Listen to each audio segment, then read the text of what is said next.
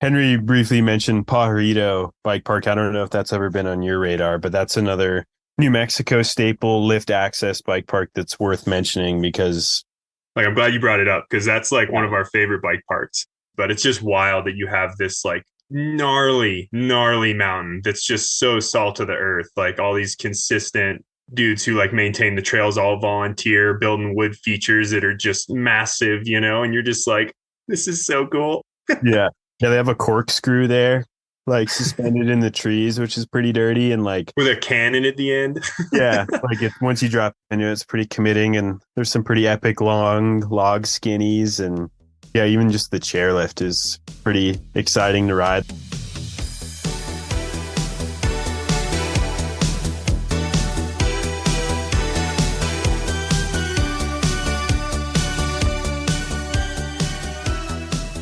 Welcome to Trail Effect. I am your host, Josh Blum. Trail Effect is a show that dives into the stories behind trails, the communities that embrace trails, and the people who rely on trails as a way of life. The goal of this show is to turn the stories you will hear from our guests into useful knowledge that can be applied to your community while providing some entertaining and inspirational content. Guests on Trail Effect include trail builders, board members, community leaders, volunteers, and regular people who really enjoy trails. Episode 160 features Henry and Janker of Rocket Ramps out of Santa Fe, New Mexico.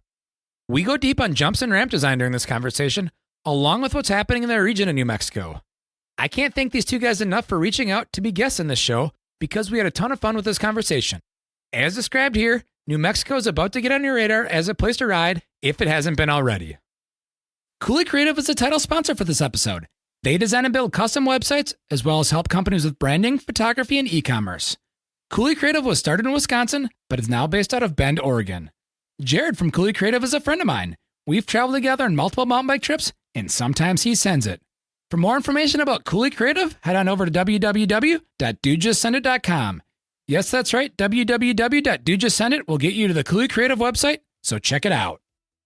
Trail One Components, the mountain bike component brand that was created to provide the best quality mountain bike components while giving back to the trails with every purchase of their products.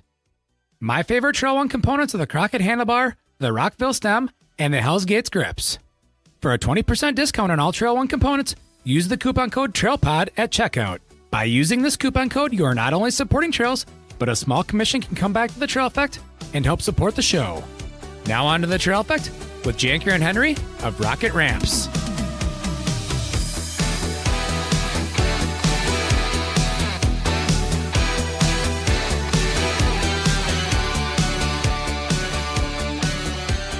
Here we are today on Trail Effect. I have Henry Landman, the geologist and dreamer of Rocket Ramps. And I also have Janker Ted, who we're going to call the racer, but he's now the operator. I'm sure they both operate, but I had to come up with some kind of nicknames for these guys. But these are two of the three people behind Rocket Ramps. And Rocket Ramps is a company based out of Santa Fe, New Mexico, which is in a state that doesn't have a ton of trail builders and trail building happening, although there are some of the most iconic places to ride, such as Angel Fire and Glorieta. Those are two places that a lot of people like to talk about in terms of where to go ride. Other than that, there's not a lot of stuff coming out from New Mexico, so it was pretty awesome to have Henry reach out to me to get this one put together. So how's it going today, you two? Doing pretty good, brother. Thanks for having us on. Good to be live out in the world. Well, let's go with... Thanks for having us, Josh. Yeah, for sure. Well, thank you for reaching out because it's always good to get more trail building specific content, especially in the world of ramps and public bike parks, because that seems to be a theme that we've been just organically taking on more with this podcast. So let's go to Henry first and let's talk about the Rocket Ramp formation and how that came to be. Yeah, it's kind of funny how it all started. A mutual friend of Ted and I's, Adam Craig, who I'm sure your listeners are more than familiar with. And he's a friend of mine from Bend. I actually built trail with him out there. And he's a racing friend of Ted's. And so I was living out in Bend, Oregon for a number of years and trail building, working in shops and doing whatever. And then my girlfriend and I moved back to Santa Fe. And when I did, Adam was like, yo, you need to hang out with Janker Ted. I'll get you guys linked up. And it's still up for debate, like, if he sent an email or a text. It would be very Adam if he sent an email, but we couldn't find the email. Yeah. Yeah. So anyway, like, Ted and I kind of went back and forth, and we finally linked up and started riding bikes together, and it clicked, and we kind of had been talking about, building trail, because we were like building jumps out in the hills and stuff, and both doing different occupations that weren't trail building, but we were, linking up to build jumps and trails and stuff. And so we had always talked about it. And, about a year or two later, I ended up buying an excavator thinking, let's do it. And Ted moved back into town after working in Missouri and Bentonville and stuff. And, we joined forces, made an LLC, and started doing it. So kind of wild. And like, looking back on it, it's like we took a big step together, like totally altering the courses of our lives. And it's worked out so well. I think like our friendship is even stronger than it was before starting this business. And it's really special to go to work every day with a really good friend, and then be able to have hard conversations and like come out on, on top, and have a stronger relationship and do better work, because there's good communication there. And, there's always the fear that, if you go into work with a good friend or a business partner or whatever, that things could sour, but it's kind of done the opposite. So it's pretty cool. You have anything you want to add on that, Ted, on that formation? Yeah, I think it was just pretty, I want to say magical how it all played out, because we always loosely talked about it when we just met up, and again, we were working different jobs. And I think, I could speak for both of us by saying it was always a dream to one day, be like, let's do a company in New Mexico. And sure enough, we each found someone that it naturally just worked out with. And yeah, pretty awesome, pretty sweet. And it's cool to do it in our home state here and keep building the scene. And yeah, just, I don't know. Yeah, it's super special. And yeah, we have so much fun with it. So yeah. Why do you think the trail building scene isn't super strong in New Mexico? The only other builder that I know of that was in New Mexico building a long time ago is Tony Boone. He had a company in New Mexico for a while. Jagged Axe might be back out there now. I've only met the person behind Jagged Axe once. But as far as the state goes, you guys have a ton of really good topography. Yeah, I could talk a little bit about that too. I think there's a number of factors that Ted and I have talked about that make mountain biking towns good, right? Or prosperous, right? And without going on too much of a tangent, like if you think about Whistler, you have like incredible glacial till soil, right? That's like developed over, thousands of years in a like really humid and moist climate, right? And you get really good material to build trail. Then you have the infrastructure that's already there for skiing. You have topography that's not super steep and not super mellow. And then you're right next to Vancouver, so people can fly in, right? So there's all these factors. And when you think about New Mexico, kind of in the middle of nowhere, and it's funny when we're like trying to get our friends to come out from the West Coast or the East Coast or whatever, they're like, dude, I got to drive 24 hours to get to you, like it's already a push to go to like Virgin or something, right? Let alone like all the way to New Mexico, like 6 hours further than Moab and 6 hours further than Sedona, right? So I think some of the other factors too, other than being kind of isolated, or New Mexico is like traditionally a pretty poor state. And like, like there's not a lot of money coming in like there is in other areas. There is some like tourist money coming in here and there. But I think why like we're able to do the trail building now, and why I don't think it's worked out super well in the past, is there's a lot more state programs that are like trying to prop up New Mexico businesses in the outdoor rec space. And so, here we are with a trail building business, and, them trying to build an outdoor economy, and we're right there, And so there's also a lot of land management issues. There's Forest Service entities that won't work with mountain bike groups. There's BLM entities that won't work with mountain bike groups. Tons of private land and people with zero interest in any sort of mountain bike action going on, So yeah, it's multifaceted, but I think it's changing for the better, which is cool. I think that there's a lot of cool stuff that's going to come out of New Mexico in the next, like, I would say year. And then the 5 to 10 year plan is going to be pretty stunning. So it's on the come up. How about you, Janker Ted? Do you got something you'd like to add on that note?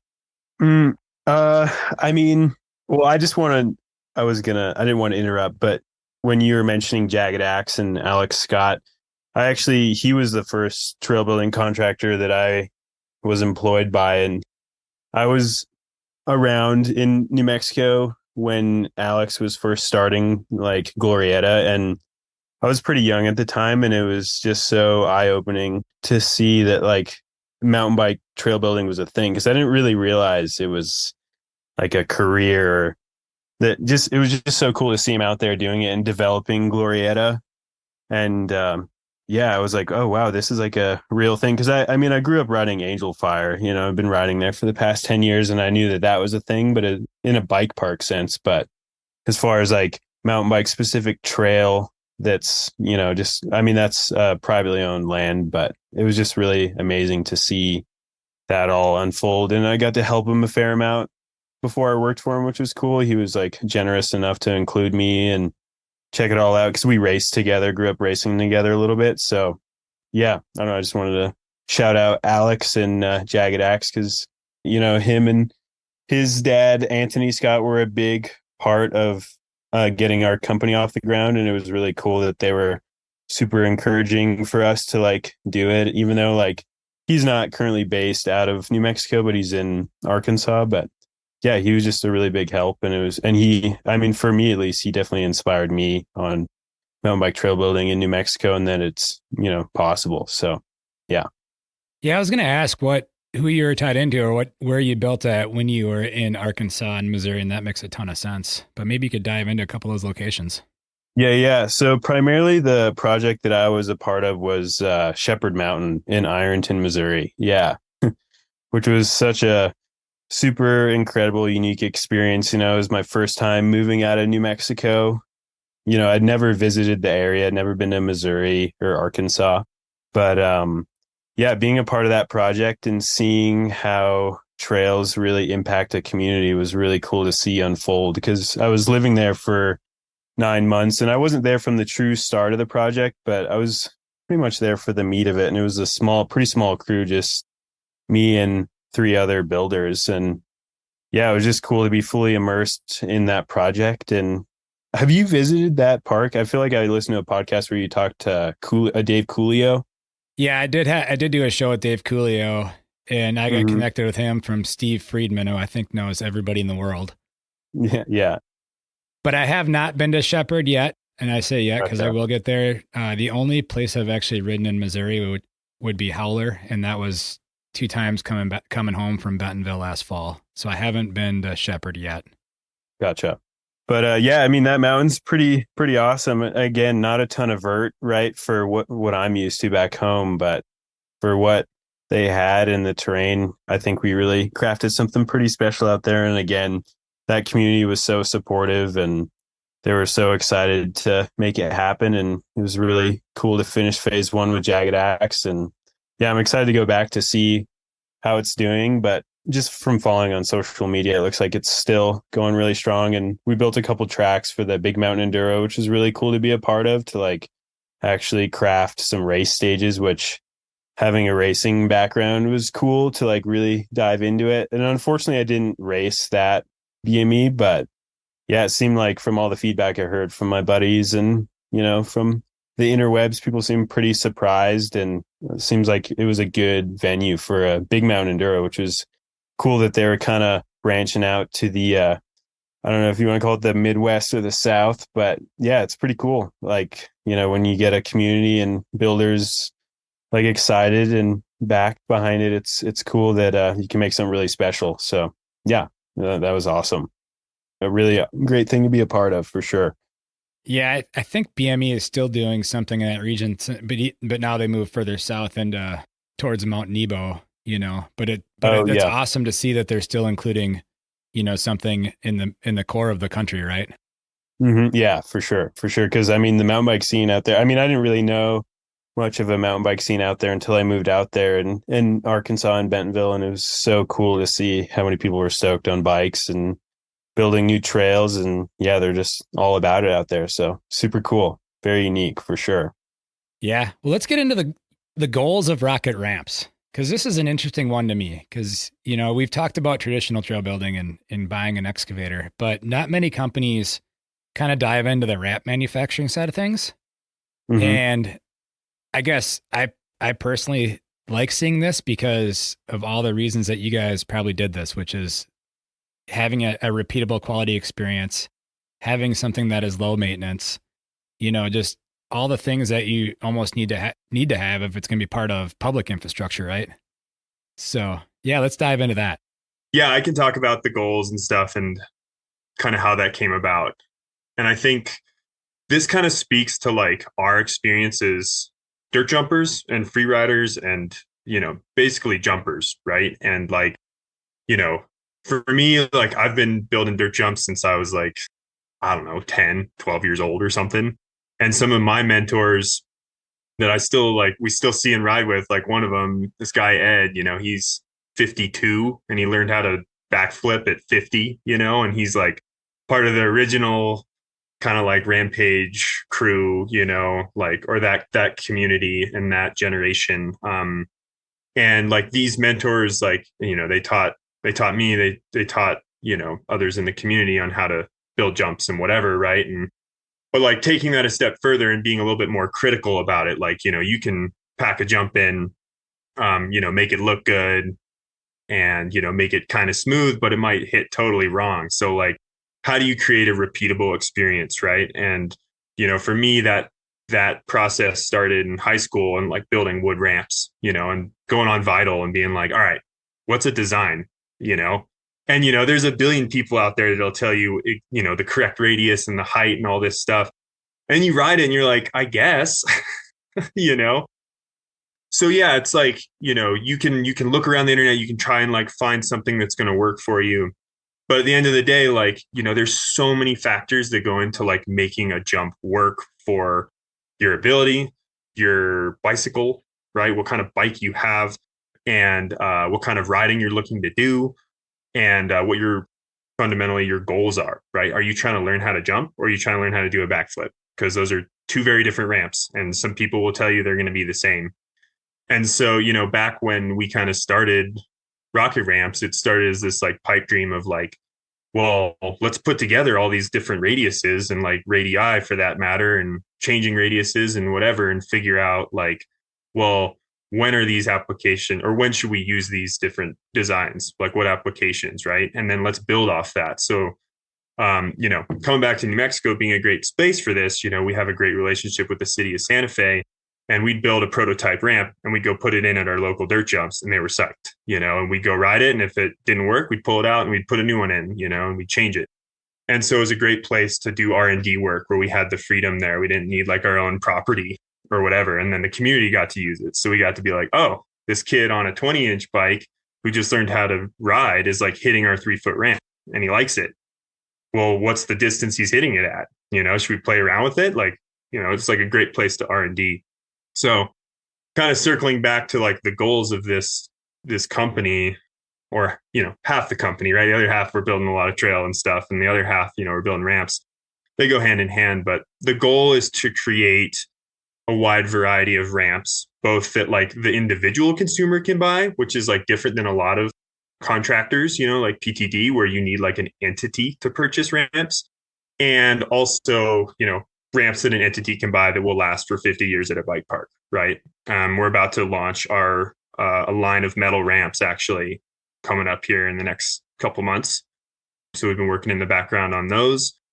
We're doing an install for those. So anyway, yeah, goal is to create a wide variety of ramps for the individuals, for the nonprofits, for the municipalities that are going to allow beginners through experts to like learn how to jump better, and also learn how to do tricks. I think that kind of covers the goals. You think that answered? That was a long-winded answer for it, but that's the good thing about podcasts. You can be super long-winded. Oh yeah, I know exactly, and it's normal. Yeah. So one of the things that I've seen and I come across pretty regularly is the fact that you got what I'm going to say is the old school dirt jump style ramp. And then on top of that, you have modern bike geometry, which is getting longer, right? And so wheelbases are getting longer. just the landscape is changing in terms of bikes and how they interact with ramps. And I think a lot of times, especially if jumps or ramps, interchangeably used here, are near a trailhead, a lot of your users are hitting them on, we're going to say, a trail bike, So let's talk about the evolution of like how ramps either should be or are evolving within our world. Spot on. And that's right in line with our vision. So I'm glad you brought that up.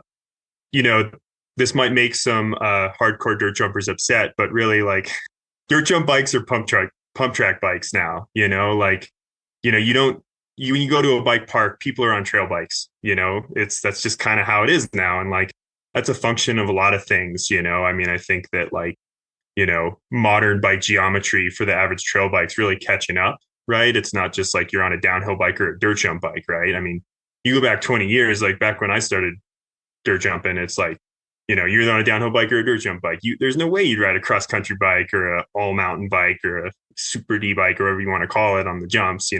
Some dudes did, but you're on a 180 mil free ride bike or something, or a dirt jumper. So anyway, yeah, the modern geometry for jumping it's not just reserved for jump bikes exclusively now. It's kind of bled in, and there's other factors too, more people on bikes, more bike parks, yada, yada, yada. But yeah, like expert and pro level dirt jumps, kind of like old school, if you will, they're always going to be steep and technical, right? Like, I'm up in Summit County right now, right next to the Jump Doctors Frisco Bike Park. Those jumps are some of the steepest public jumps around, right? And like, you can ride them on a trail bike, but it's not as fun, right? Yeah. So I think the way that things need to change, and kind of like our philosophy is like small to medium sized jumps need to grow. And I don't mean like, let's just make like people need to like hit a bigger jump to get better. It's like, no. It's just like, a physically small jump doesn't really mean a beginner jump. If you have a foot high lip, that's like a fly out, like you're not going to develop good jumping habits. I mean, your front wheel is like in the air before the rear tire is even hitting the transition, So it's like things need to mellow out, things need to be, you need to get the whole bike on the ramp, you can't have the wheels doing different things at different times, right? And I think like, ironically, like if, our 7-foot airbag ramp, I think that really speaks to this because, like the 7-foot airbag ramp, like sitting alone, people are like, I'd never go off that, like at the like Bentonville Bike Fest, right? They're like, I'd never do that, and we're like, you know what though? Like if that thing's pushed up against the landing and we like buried it all, like you'd probably go off it, right? And like, if you're an intermediate rider and you want to become better and you want to like potentially learn how to do a 360 or a backflip, you need a big lip like that to really learn it. And because the whole bike's on the ramp, if you're trying to do stuff on a smaller ramp, it's so much harder. So, but yeah, then like, if these features are getting bigger, if you have small or like beginner and intermediate features getting bigger, you're going to need to cater the gap size, the radius of the takeoff radii, and then the landings as well. So like, tight radii is going to buck with a super long wheelbase bike, whereas a radius that's too mellow, you're not going to get that compression and that release that you want to learn to get hang time, So, yeah, I think we're seeing features grow. And I think, we're catering our ramps towards that as well. And I guess something I wanted to mention earlier too is like, there's a big push in the industry to do coaching. And I think that's great. Like more people getting involved, like let's develop bike handling skills. So like all users can be safe on the trails and like be confident. And like, you go to the bike park, you're going to ride some like hammered jump, that's like rolled off with rocks in the lip. And like, you expect to learn how to jump on that. Like, I don't care how many times you hit it, like it's going to be inconsistent. Right. And so our goals with like our skills parks and our all our ramps across the board is to, cater the ability level to the ramp to be like, here's a consistent feel that's going to make it really easy for you to learn how to jump a bike or, learn how to do a trick. Right. Oh, for sure. Let's get Janker Ted's take on this since he's been, pretty quiet here. I know, yeah. Yeah, I mean, I feel like Henry pretty much covered all the guts of it. But yeah, I mean the long bikes, man, you want the right lip for them, especially with a ton of rear suspension. You can get in trouble pretty quick with the, single radius, 5, 6 foot lip. Like you just take your enduro bike to the skate park and you get pretty weird pretty quick. So yeah, I think the blends of radiuses and are different. Not going to give out too many details, but yeah, I just think catering to the longer bikes, is really important because like you're saying, people aren't getting into mountain biking usually with just a dirt jumper. It's a full suspension bike, and all our little like local after work jams that we have at our local skills park in Santa Fe. Yeah, pretty much 80% of those people are on, trail bikes. And so yeah, having a product that caters to a mountain bike is key for sure for safety and just a good overall experience for progression. So yeah. Without going into specifics, if you're a bike geek or a trail geek like me, and probably you too as well, there's a website out there known as Trailism. And if you go to Trailism, in their jump design page, you see things like the mysterious isochronous curve, which is basically a compound curve in my opinion. But like I said, without going into the numbers, like just talk about the difference of that in a straight radius. Yeah, I can touch on that. I mean, without going like super deep into the weeds here, I mean, depending on the size of the ramp, right, and the wheelbase of your bike, right, that's going to give you a certain feel. If it's super tight, you're going to buck. If it's super chill, so you're not going to get any air. And as the ramps get taller and taller, if you have a 10-foot roll-in and a 6-foot tall ramp, well, you're not going to be going full speed at the top of the ramp, right? So you need to start to think about, how does the curvature of your lip need to cater to the changes in speed? And, that goes on the flip side. Like, I remember, I don't know, have you had Kyle J on the podcast ever? I haven't. Him and I were actually going back and forth about a year ago. And between the schedule, both my schedule and his schedule just didn't line up, but I've been meaning to reach back out to him. Okay. Yeah. Cause he taught me a lot about like, big lip curvature. And, frankly, like a lot of the like U.S.F.S videos and stuff talk about the same things, when they get into the nitty gritty of lip construction about like how much flat you need to have, on a big lip. Right. And like where like, something we've learned is like, well, you put too much flat at the end of a lip, it's dead. If you like change the curvature too much, then it'll flip you over the bars. Right. And it's kind of this like, you got to weigh these different things, as the ramp changes in height, it's going to change in feel. Yeah. It's kind of hard to talk around this without like really going into the numbers, but you don't need to go into the numbers. Yeah.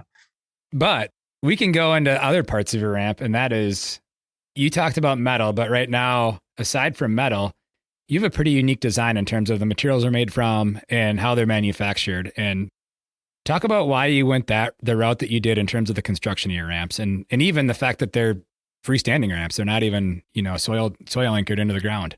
Yeah, I can touch on that a little bit. So, I mean, before we even launched the product that you see on our website now is, we were initially designing the curvatures of these ramps and all the nice clean lines on CAD with Raja.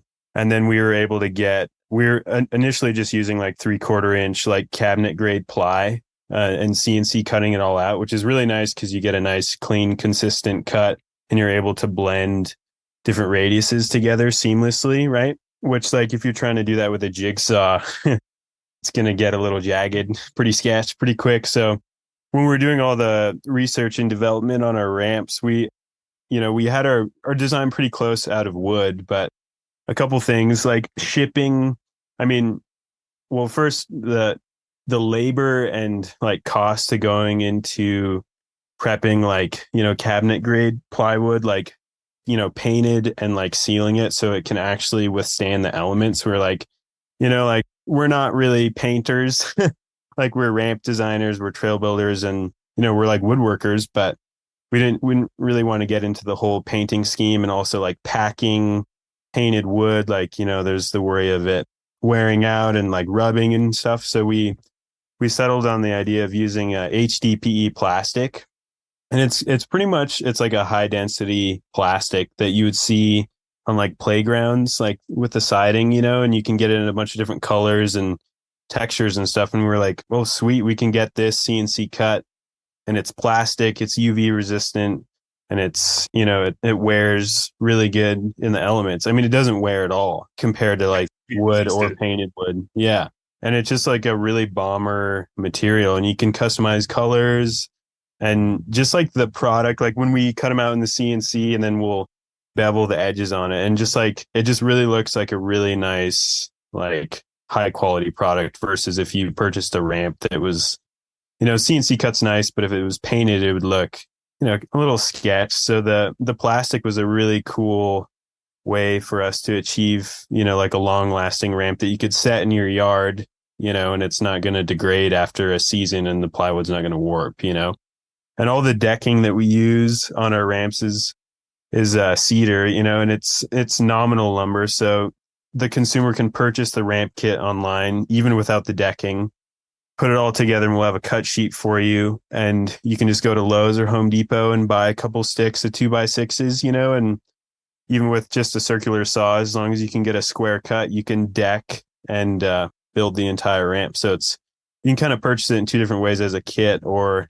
we can cut all the lumber and do all the pre-drilling for you. But the plastic was a really cool idea, and we hadn't really seen anyone doing that before. So it was a great way to make the product actually last, outside the elements. You don't have to cover it or anything like that. So the plastic's really cool for sure. It's heavy, but also that goes really well as a standalone ramp, as you're saying, because it's a heavy ramp, but you don't have to anchor it down. You can just build it up in your yard, set up a landing, and just hit it. So it's kind of like a IKEA kit, right, of furniture, but a ramp. So, and the way that we have it designed, especially with our bigger ramps, like the 5 and 7, like the radius breaks down into two pieces. So you're not getting this massive, I mean, it's still a big package, but compared to shipping like, 7-foot tall ramp, like that radius piece would be massive. Like, I don't know how we'd be able to ship that. So yeah.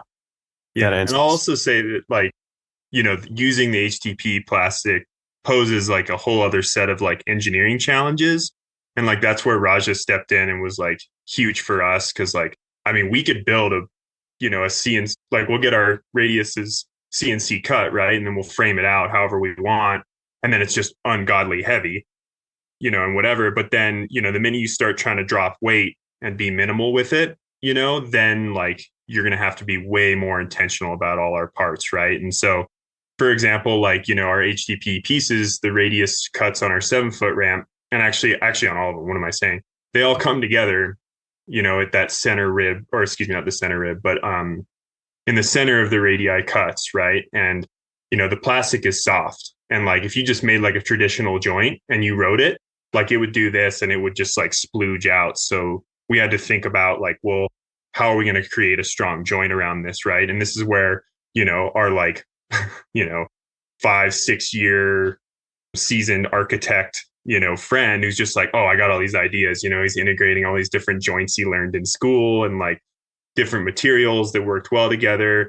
And then with the CNC guy, like talking about tolerances, until we arrived at something like with these plates that hold our pieces together they make it ridiculously strong, right? Whereas if you didn't do that and you just had a single cutout, it would just get all wobbly and like whatever else, right? So yeah, we had to really think about how that ramp was going to go together, or all these ramps really, with that plastic in mind, because it's totally different than working with wood. Let's go into your ramp sizes, because you have 3 sizes, and, and maybe even as a consumer, how they get shipped and what that actually looks like from a consumer side. Yeah. So currently, like, I'll say we have a spreadsheet of like probably like 20 or 30 ramps. And that, like, it has all the different heights, what they're good for, the different radius changes, like all this stuff, right? And before we like fully dove in and like committed to like, designing all these ramps, we're like, let's test the waters with these 3, right? And we figured we could launch with, here's a 3-foot ramp that like, anyone could ride, we think. And it's like really good for learning how to jump. A 5-foot ramp. And actually we're currently in the process of updating that, where there's actually 2 different ones, like a big bike ramp and then like more of a 20-inch airbag ramp, which like is definitely where we get a lot of interest. And then our 7-foot ramp. And so the 7-foot ramp we think is the perfect trick learning ramp that pairs nicely with airbags. So talked a lot with various airbag manufacturers, about their sizes and their wants, right? And kind of like worked relationships with them to kind of send clients back and forth, and so yeah, those are the 3 we currently have. And as far as like receiving that, as a consumer, like you can go onto our website and you can put it in your cart and you can order it. And you'll get, depending on the ramp, like anywhere between like 1 and 3 packages. And it'll be like IKEA. You like pull out the instructions, you got your hardware, you got your ramp pieces, you got your wood, and you just start putting it together via the instructions. And, I think we've gotten really streamlined at it because we've put a bunch together and taken a bunch apart. But like the 3-foot ramp, you could put together in about an hour if you line everything out, and then, the bigger ramps, like the 7-foot ramp and stuff like that'll probably take 2 to 3, just because it's bigger. You probably need 2 people to make it way easier, and then you got to move it around and stuff. But and then our metal ramps, those are like fully custom. So the park we're doing right now, a project in Santa Fe, we've got 4 of these steel ramps coming down, and we just like totally like geeked out on what we thought would be best for the trail, and different heights and radii and whatever, and then our steel ramp fabricator out of Bend, Oregon, Vogue Designs, he welded it all up, and he's going to bring him down and we're going to put him in. So it's pretty much like whatever you want for those, and like we were talking earlier, it's like, if somebody came up to us and was like, hey, we want this skills park done, we want X, Y, and Z for ability lines, and, and here's our grade and whatever, like we can like talk it out with you and be like, here are all these different custom measurements we would use, and then we think this will like be the best experience. Anything you want to add to that, Ted? No, it's pretty spot on. Yeah, I think you got it covered. I was going to ask about the manufacturing side of it. I was going to say, is that, do you have a local CNC guy? But you mentioned Bend, Oregon as a manufacturer. But are you getting the like the plastic stuff CNC'd right there in Santa Fe or in Albuquerque, or that region? Yeah, we actually do have a local guy here just outside of Santa Fe, which is pretty cool. And then all our metal pieces are fabricated by Bogey Designs in Oregon, like all our custom brackets and our splice plates. But yeah, I mean, it's cool to do the CNC locally for sure. Yeah.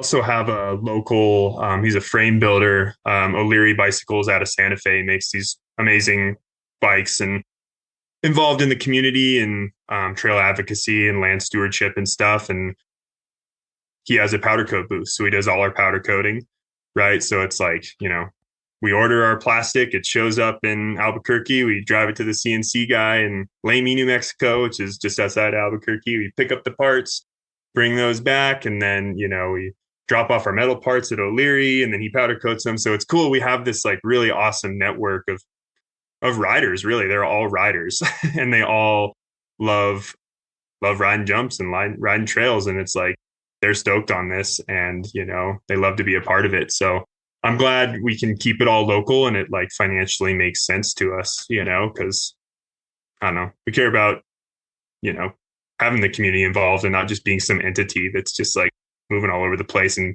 bringing stuff in from Taiwan or whatever, Let's go into the community.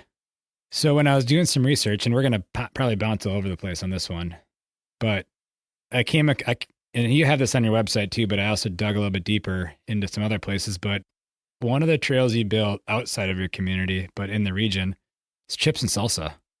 Let's go into the trail building side of things and talk about that specific trail and why it's got the attention it has.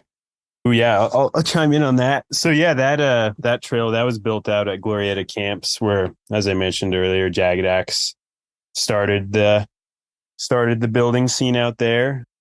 And again, like that, I feel like that trail was what really got our name out there because it was pretty exciting to have, like in New Mexico and in Santa Fe specifically, like it's not every day or every year that a new trail pops up. So we were super excited to build, a true blue machine built flow trail with black, like extra credit, like AB line options, so it's still fun for a wide range of riders.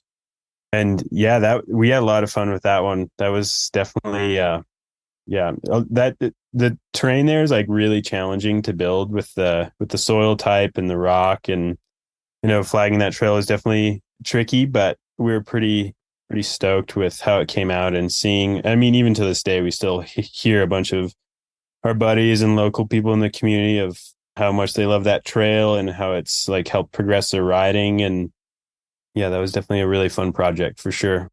What do you got to add to that, Henry? Yeah, I think something that we kind of talked about from the get-go, and I think we kind of fell into it, and then we actively talked about it of like, let's build a blue flow trail the way we want to ride a blue flow trail. And let's take blue riders and let's put them on a trail that will like allow them to ride faster and feel more confident, like hitting a burn harder or a jump harder, and obviously giving options and stuff too. But I think that was like our idea of a blue flow trail, and like people will be like, oh, there's braking bumps developing and like two of the turns. And you're like, okay, well, like you got brakes on your bike, so you should probably use them. I'd rather brake than pedal. But I think, yeah, it like that was our vision of like where we see like blue flow going. And I think it was received really well. And that's, we're really proud of how it all worked out. And so yeah, I think it was an accelerator for our business because it was like the first real trail that we had done together that was like mountain bike specific. And also one of the first mountain bike specific trails that was built in the area in years, you know? And so it got a lot of attention, and like I think it got a lot of people coming to us for, various projects. Like I think that project really helped us land like this project we're doing right now, which is a series of downhill specific shuttle trails on national forest land outside Albuquerque, right? And like this is going to be like a hot spot of shuttling, and it's free. And we're like, cool, we're going to keep doing what we're doing, keep doing this same style of blue flow, and and some harder stuff down the road. But yeah, it was an accelerator. It definitely like kickstarted a lot of things. So yeah, it was a fun one. Fun working with Ted. Let's expand on the concept of blue flow with features, because this is something that I had asked to get built where I live here in La Crosse, Wisconsin, and we actually got built back in 2019. We built a trail that is locals in La Crosse will know it as Jedi, and it's basically just that. It's a blue flow trail with black options. And the whole point of it was exactly what you guys said, give that progression so somebody could literally roll down it, not get any air. It almost, I would say it's green, except for the grade doesn't allow it to be green, right? And so, but that person can roll down it and they can start picking off optional features one by one and eventually put the whole thing together. And this is also a concept that the infamous Glenn Jacobs out of Australia went in on pretty deep when him and I talked. But let's get your guys' take on this, because clearly this is something that you guys have latched onto and are continuing to do. You want to take it, Ted? Wait, let's iterate on the concept of blue flow with black options and how that is something I prefer. I would like to see more of that integrated into the world of trails, more generally speaking. But let's get your guys' take on that concept. Yeah.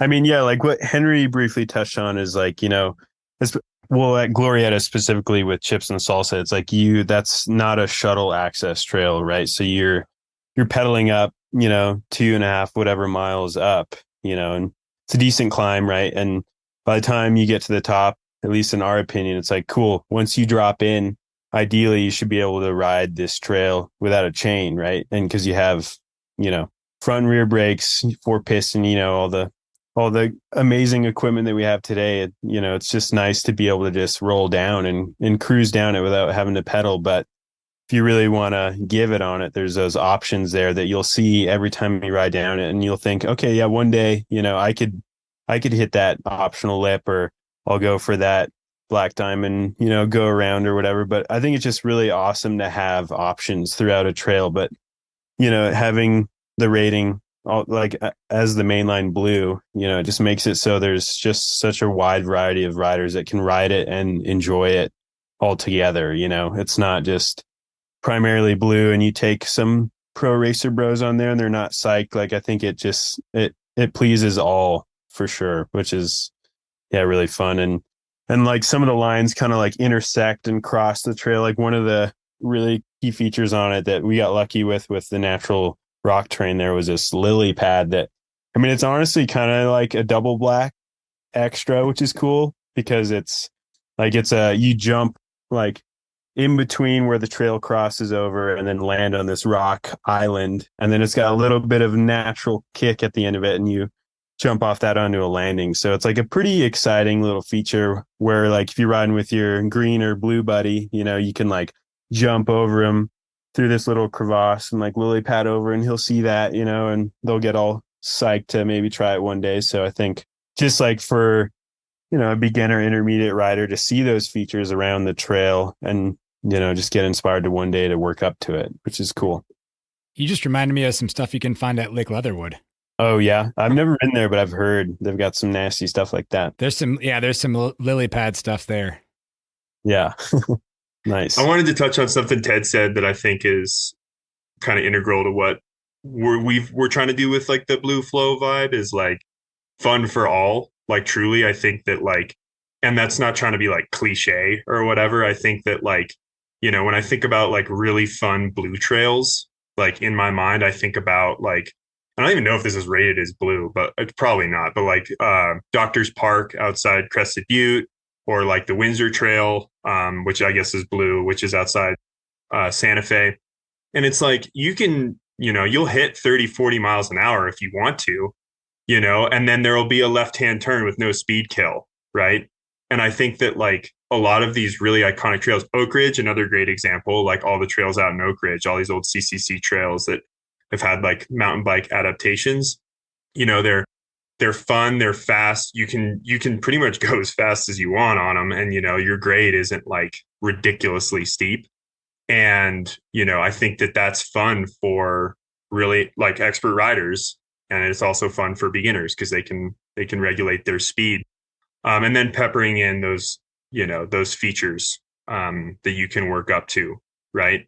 And integrating those features in a way where a beginner rider can actually hit it because they're not holding speed, right? Or an expert rider will just get shot straight into it. They'll fall out of the berm, or a beginner will fall out of the berm, whereas an expert will hit a shark fin out of it. You know what I mean? And so, yeah, just trying to make the blue flow fun for as many people as possible, not just like Great Reversal Snake, which like that comes at a cost, right? I don't want to like act like it's like all hunky dory, right? Like maintenance goes up, and, depending on your soil types and where you are and all that, like it all changes, right?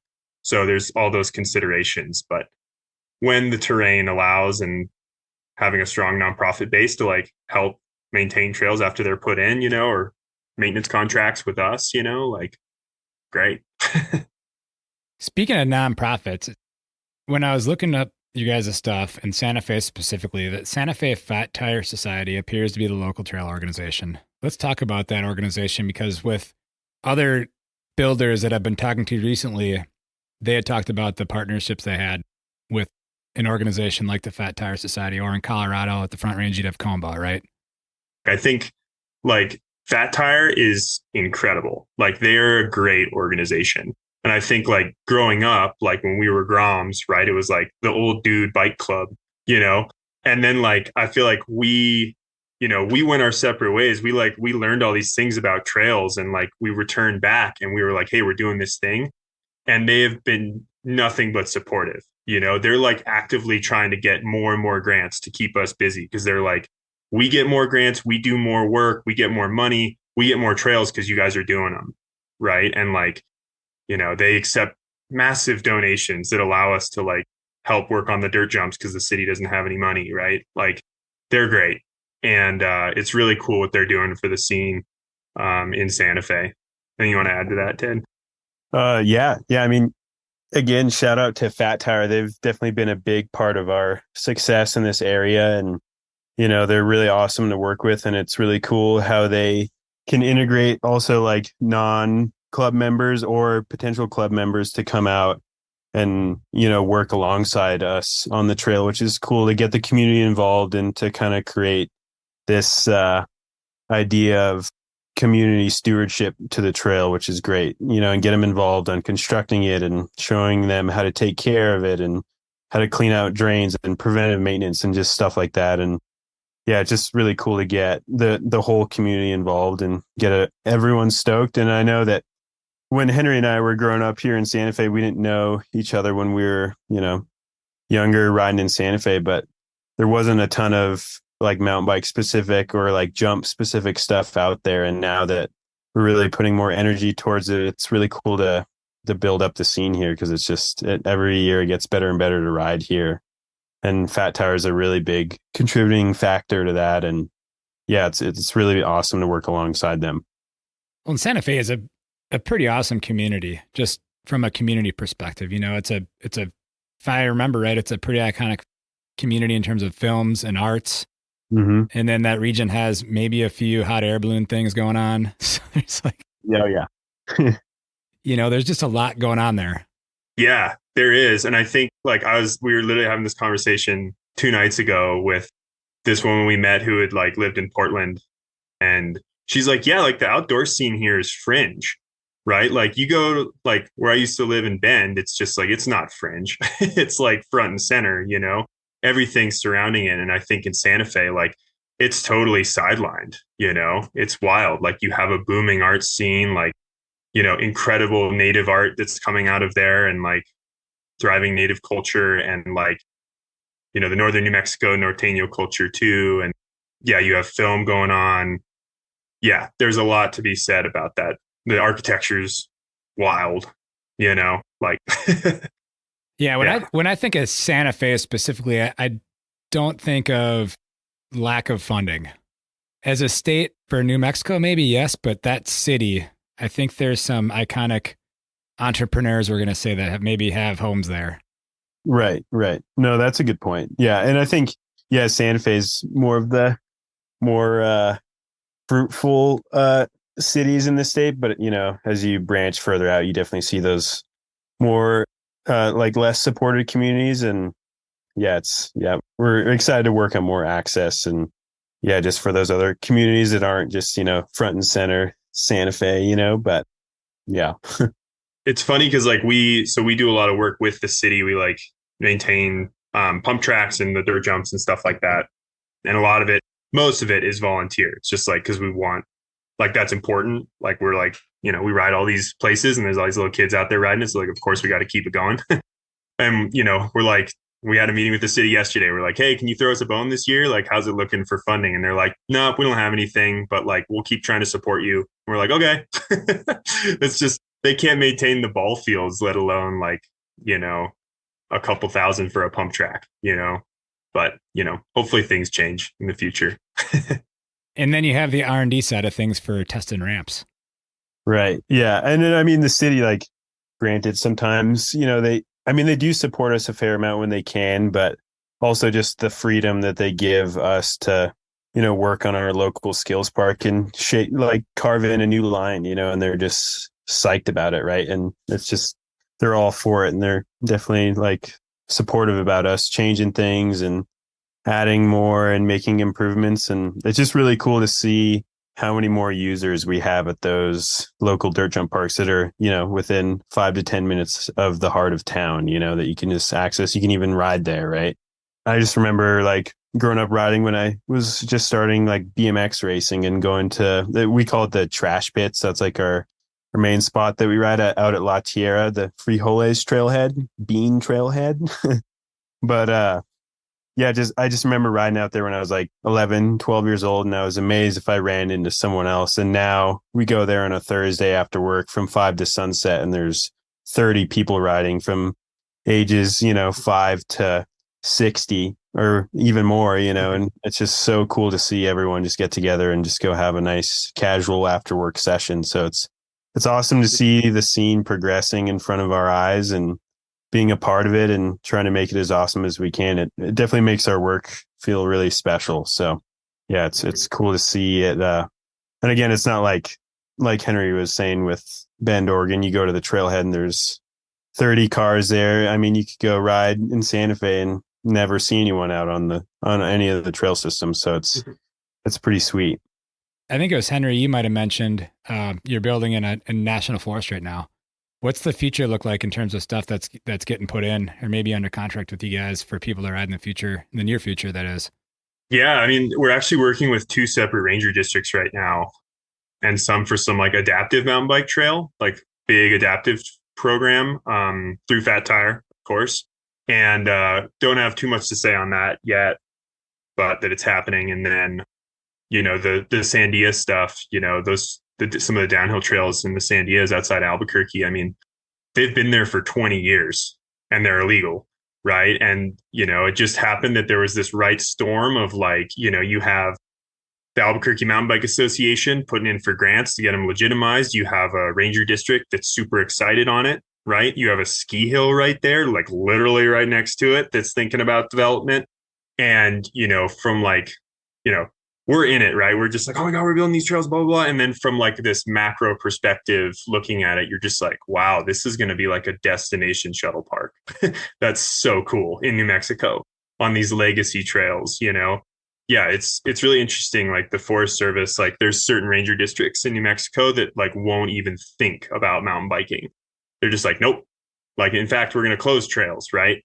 And then you have ranger districts that are like, no, this is exactly what we want. Like you have a rec division manager that's like, loves riding. And then all of a sudden money and RFPs are just flying in. Isn't it interesting how that does change from district to district and how, there's not consistency across the board on that? Yeah, it's pretty frustrating. Because like we were saying earlier, the terrain in Santa Fe specifically is amazing. Like for our local ski hill there, Ski Santa Fe, like from Santa Fe, you drive up a pretty windy road. It's about a 30-minute drive and you gain about 3,500 feet of vert. And the New Mexico RTD has a free shuttle that you can take in the summer. It's got bike racks on it. It's limited on how many people they can take up, but you can ride a free shuttle up, about a 45-minute ride, and then you can drop the Windsor Trail, which is like a 10-mile long downhill. I mean, it's not like a downhill track, but it's a multi-use trail, right? But you lose about 3,000 vert on it in 10 miles, and you just cruise down it. And there's a bunch of creek crossings, but which now Fat Tire installed a bunch of bridges, which preserves the river Water life quality. Yeah, the water quality. Yeah, because there's a bunch of fish in there, which is pretty awesome. But I mean, just that alone, like when I tell people that that don't live here, I'm like, yeah, there's like this free shuttle bus that you can take up and do this like hour-long downhill. Or if you want to do any extra credit, you can pedal up higher up to 12,000 feet and then drop 12,000 feet all the way down to Santa Fe. So yeah, there's some pretty epic long descents, which, with some help of some free transportation makes it pretty accessible, which is awesome. But with the ranger districts, yeah, it's like we're hoping in the near future that the Santa Fe National Forest gets a little more on board with it because of that Windsor Trail. There's more and more people finding out about it and riding it, and you have those user conflicts. But obviously that can be mitigated with more trail, which is a new trail, which is a tricky topic for that district. But hopefully that'll change in the near future. Henry, you were going to add something there. Exactly what he said. It's just, yeah, you have districts like that district in particular, they're not super open to doing something about user conflict, right? It's just kind of like, let's close it. Like, well, no, like we have a very like great plan to deal with this, and like everyone to be happy. But, you're just going to make people like make them outlaws. People are still going to go ride that, I'm just like, so. Yeah, it's all over the board. And like I think it's worth mentioning too, like the 2 years ago we had like the worst wildfire season that New Mexico has ever seen. Like in, like in documented history. And the outside the district where we're working on one of these projects, 550,000 acres or whatever the number was burned. And everyone was getting like reshuffled and fired and like just kind of like turmoil, And I think that like with that turnover, like people are like, okay, like here are these areas that like, are destroyed and we need to do some rehab and like, let's look at alternative ways to like get people into these spaces. And one of those is mountain biking. So silver lining there. And yeah, lot going on in the forest. Yeah, that's awesome to hear though, that there's, especially the Sandia part that you talked about, Janker Ted. Mm-hmm. Yeah. When I stayed at my buddy's place in Albuquerque a couple of years ago, I mean, you could see that stuff right from his house, Totally. Yeah. And it's interesting too, from just, I'll briefly talk on the fire and, well, like with the project we're doing, the Sandia, is like the blue trail that we're building right now. It's like we're building in a zone that they're masticating right now with one of those big masticator tractors, and like they're actively working on forest health mitigation, and I won't go too deep into it because I'm not the most knowledgeable with that, and I'm not a wildland firefighter, so I don't want to get my toes too wet. But even like when you have new trails in an area where there's not any access, that's like, even if it's a mountain bike downhill trail, that's still in theory like an access point for people to get into a densely thick forest to potentially fight or mitigate a fire, which is a interesting thing. But yeah, it's pretty wild seeing how they're going about that forest there, and they're really being pretty progressive about it. So yeah. Is this where we go into the bonus questions? Oh yeah, dude. Extra credit, baby. Extra credit. We're going to start with Henry. I came across a film on the TGR website called Vision's Path. And that's a film that you had helped create, or you created there, Henry. Let's talk about that film, because that was created up in Oregon, I believe, right? Yeah, Oregon and Washington both. Yeah. But yeah, that was a project that came about kind of organically with a childhood friend of mine who still does a lot of media work for us, an incredible filmer and filmmaker. And I'd been building a bunch of trails. They weren't exactly sanctioned jump trails. And I felt like it was kind of like a volatile time in my life, a lot of transition, a lot of like uncertainty with work and whatever. And like the main outlet, which I've always used, but I really leaned on then, was going to build trail, and like building jumps and drops and whatever. And that excitement, of doing that kind of stuff and escaping into that world is really special to me. And it's like why we build trail. And so yeah, he documented some of that work, and I talked a little bit about like geology. I'm a geology major, so like, understanding soil types and weathering and where to look for good soil and where not to go, and utilizing geologic maps, looking at zones and stuff like that. So yeah, it was a super fun project. And, I actually didn't get to ride too much because I spiral fractured my tib fib and broke my ankle partway through the project. And then I broke my femur 6 months later on the project. And yeah, so it, was kind of like also like reconciling with that and like how trail building remained constant through it all. And that's really what it's about. Riding it after that kind of like hardship is pretty special. So yeah. Yeah. Well, I thought the film was pretty awesome. I know like one of the reasons why this podcast was created because I just don't think there's enough trail media out there. And so to come across that film and to find a film, that was specific to trail building, while there are others out there and they're becoming a little more common, it's awesome to find those films. And so thank you for creating that. Yeah, nice. Thanks. I appreciate it. Glad you liked it. Yeah. Janker Ted, the racer. We kind of talked about this before I hit record, and I don't know if you'll be able to go too deep on this, but your thoughts on the state of enduro racing. And it's changed, I think, some since you kind of gotten out of racing and more into trail building, but let's talk about enduro racing. Yeah, man, enduro racing. I mean, that was my main intro to mountain bike racing. I did a little bit of downhill racing, but the enduro was pretty exciting for me at the time when I first started doing it back in 2014.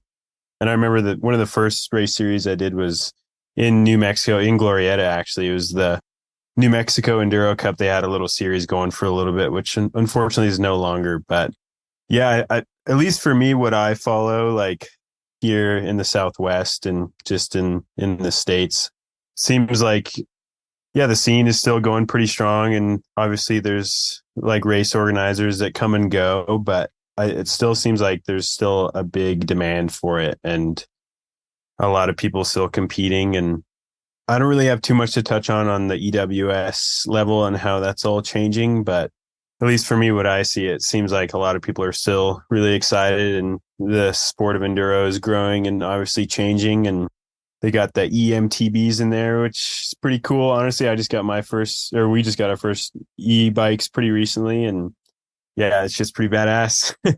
It's just pretty fun, and honestly, I'd be curious to enter a e-enduro, see what that's all about, do some tech hill climbs or whatever they got going on. But it's cool to see it evolve and change, and yeah, I don't know. Yeah, it's cool. I'd like to dabble back in the racing a little bit, but my heart and soul is really in the trail building at the moment. But Well, yeah, one of the new things I'm seeing, and maybe you guys have seen this, maybe not, but there's a really strong resurgence for legit downhill racing happening. You know, yeah, there's a new downhill series. It's called the Monster DH series. But yeah, there's the new Monster Downhill series, and then Big hmm, Mountain Enduro, as you've talked about a little bit. You know, they've right. added a downhill, series to their enduro series, which is pretty awesome to see that, really start to take off.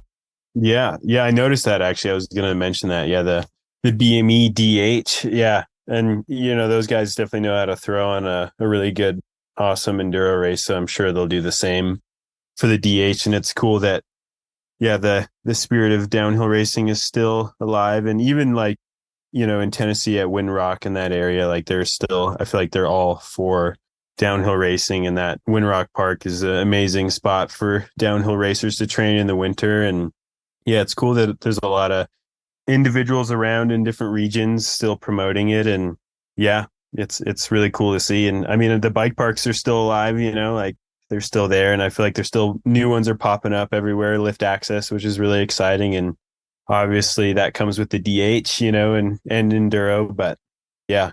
Downhilling the Rockies too, Oh yeah, worth that's noting, true. and Trail Party. Those two, I Yeah, guess, Team Trail Party. Yeah. because that's pretty sweet. It's cool to see like Mountain States Cup vibes kind of return to the Southwest. Hmm. Got Parito and Angel Fire and Crested Butte, and Keystone. Like I Yeah. don't even have to do in Keystone. I don't know what their schedule is this year, but I don't know. It feels cool to see that again because the Mountain States Cup I feel like was like peak DH in the Southwest, and then it just like went away.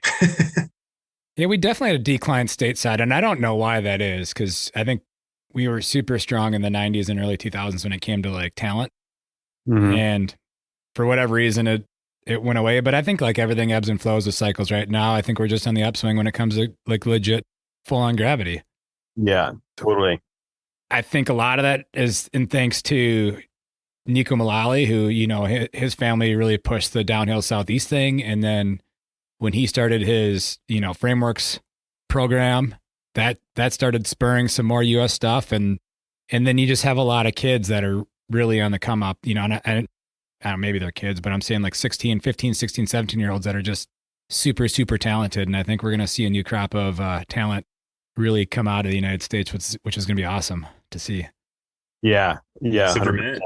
Yeah, and Henry briefly mentioned Pajarito Bike Park. I don't know if that's ever been on your radar, but that's another New Mexico staple lift access bike park that's worth mentioning, because I feel like I've ridden a decent amount of lift access bike parks through racing, and that bike park really has such a unique, like raw sort of North Shore feel to it, and it's definitely worth checking out. And that place is definitely under new management, and there's definitely some new stuff in the pipeline there that's worth looking forward to in the near future. And it's closer to Santa Fe than Angel Fire, which is it's only like 45 an hour away versus going to Angel Fire. So it's a little bit closer, and the views there incredible, and it's just a pretty awesome area.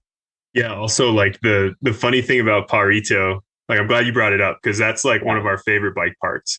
And like we were back, we had some ramps at Bentonville Bike Fest last year, we were hanging out with some dudes at the tent, and, we were telling them about kind of like the New Mexico scene. We told them about Pajarito, and we're like, here's a hill where like the easiest trail down is like hard blue, easy black, and everything else is double black diamond, 100%. Yeah, straight fall like, and they're like, what? No way, because it's just like, that's just not fathomable to them, like being in Bentonville, and like, granted, like, they want to increase access at Pajarito, and that's part of their other plans. But it's just wild that you have this like gnarly mountain that's just so salt of the earth, like all these consistent dudes who like maintain the trails, all volunteer, building wood features that are just massive, and you're just like, this is so cool. Yeah, they have a corkscrew there, like suspended in the trees, which is pretty dirty, and like with a cannon at the end. Yeah, like once you drop into it, it's pretty committing, and there's some pretty epic long log skinnies, and yeah, even just the chairlift is pretty exciting to ride. Like when you unload, you have to like dodge out to either side. Like it will get you if you're not on it. Like can't be on your phone or anything. Like it's a real experience up there. It's pretty cool. It's just super old school and just like small ski resort, like classic feel. I don't know. It's pretty definitely worth looking into. Yeah, like for sure. Sick trail, like so sick. Yeah. So Pajarito's been on my radar only in the sense that unless it's changed ownership, I think it's owned by the same management company that also has Spider Mountain. Yeah. Brian Head, Sipapoo, Spider, some places in Chile now, I guess. Yeah, and they also have they have Purgatory, I want to say. Yeah. Oh, yeah. Yeah. Yep. Yeah. So that management companies, because I had Spider Mountain on. Shit, it's been 2 years now that I had Spider Mountain on here. So it's awesome to see that a company like that is embracing the mountain biking side of things, because I think that's the future of outdoor recreation in terms of summer. You got to embrace the 4-season stuff, right? Yeah, totally. Absolutely. And they brought in a new manager for Paja specifically. And then he worked at it's next to where Adam's been building trail in Maine. He worked at that ski resort up Killington? there. Or it's Sugar, or what is the name of that one? Because Sugarloaf is where Adam is, right? Correct. Adam's at Sugarloaf. And then it's right next door. It's in the well, there's only like 500 resorts Valley up there. But anyway, this dude, like he's worked on a bunch of those ski resorts that were just kind of like, kind of fallen in disrepair, and like got him kind of back on their feet. And that's his specialty. And that's why James Coleman like brought him on, I guess, to, get things going at Paja. And he's like already doing so much. I mean, the plans he has, we're just like, yeah, like, let's go. Well, when you say spiral with a cannon at the end, like the visual of that is pretty awesome in your head. I think if you go to their homepage on their website, I'm pretty sure it's on there, which is hilarious. Like this like old ass wood feature. It's so cool, man. Yeah, I think spirals are going to become more of a thing in mountain biking. Just watch and see. Yeah. Oh yeah, I know. Yeah, we built one at Shepherd, actually, a pretty big spiral too, or corkscrew, or whatever you want to call it.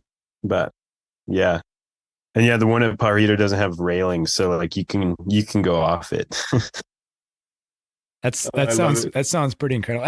Honestly though, like the comeback story of resorts, like where I live, there's a little ski hill that I go to, and actually I work there part time, called Mount Lacrosse, and no one's ever heard of it. And I say when I go skiing, they're like, "Oh, where do you ski at?" And I'm like, "Oh, Mount Lacrosse." It, makes sense. I live in Lacrosse, right? But it was built in the 50s, and it's got like super old school 2-person lifts that are from the 60s and 70s, and there's a soft spot in my heart for old resorts that are making a comeback. Yeah. That's Pajarito right there. It's cool. Like we talked about this with the GM, or not the GM, but the new manager there. I don't know. Was that a GM? I don't know. But he was like, I was like, you go to like any other bike park around here and you're like paying for parking and like food's expensive and like, you're just like, and then you go to Paja and you like, you park at the bottom of the lift. You're like right there with like the 20 other people that ride there every single weekend who are like pretty much responsible for building the place. And you just meet all of them and you ride with them all day. And it's so amazing. You have people like that have never ridden before, or like, beginners, and they're like, oh, we'll show you around, come on in. On It's just Fall like Line Trail. such a cool scene. Yeah, exactly. Like, get ready. And then you'll go eat a $5 Frito pie at the lodge. It's just like, oh man, this is good bike park culture. You got to keep that spirit alive. Exactly.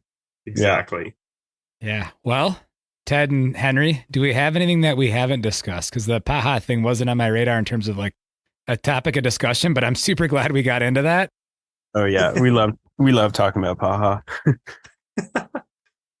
No, I think we there's endless stuff about, we love New Mexico. We could talk on and on and on about it, but it's a special place. I think I'll say that. And there's so many more gems like that out there in the state. And yeah, definitely be on the lookout for stuff coming out of the state in the future. How about you, Janker Ted? What do you got for closing? Closing. Yeah, we'll see you out here, man, this summer, dude. Hopefully we'll see you. Come check it out. Bring us some cheese from your area. Well, we got cheese, all right. Although there's, I think we have some competition with cheese out of Oregon too. So the Tillamook cheese out of the Oregon coast, but it's not nice. Wisconsin cheese. Out, man. Yeah, we'll get you on the chili, dude. Yeah, we got the chili here. That sounds awesome. Yeah, nice, man. Well, yeah, thanks for your time. I appreciate you having us on. I think that's all I got as well. But yeah. You got anything you want to shout out there, quick, Henry? No, just appreciate you having us and chatting, and yeah, love the podcast and stoked to be a part of it, and hope to see you down in the States in the near future, or back down in New Mexico. Yeah, I do have reasons to go to New Mexico, so that's the likelihood of all the people I get to interview and places to go. New Mexico is definitely on the shorter list of places to come back to. So I do love that place. Come here. This is your destination. Yeah. That sounds awesome. Well, guys, I really appreciate you taking the time out of your day. I know you're on vacation up in Summit County, and we didn't get where you. I'm assuming you're in Santa Fe, Ted. Yeah, but yeah, I'm just here in Santa Fe, just skiing around. Well, yeah, man. I really appreciate you guys coming on and taking the time out of your afternoon to get this one recorded. Thank you, man. Yeah, thanks, brother. We'll talk to you later. Thank you for listening. If you like what you've heard, please take the time to share these shows with others. Sharing these shows will help create awareness of both the guests who have taken the time to be on the show and the podcast series itself. Also, if you're new to the Trail Effect Podcast, check out our ever-expanding library of episodes. If you listen to the Trail Effect Podcast on Apple or Spotify, please don't forget to leave a rating and review, as this is one of the best ways to show our support for the Trail Effect Podcast. Also, don't forget to check out Cooley Creative at www.dudejustsendit.com. For additional ways to help support the Trail Effect Podcast, check out the affiliate links tab at the Trail Effect website, where you'll find links to Kettle Mountain Apparel, Worldwide Cyclery, and Trail One components. By using the affiliate links found at www.traileffectpodcast.com, a small commission will come back to the podcast, which will help keep this thing going. This podcast has been edited and produced by Evolution Trail Services. Thank you again for listening.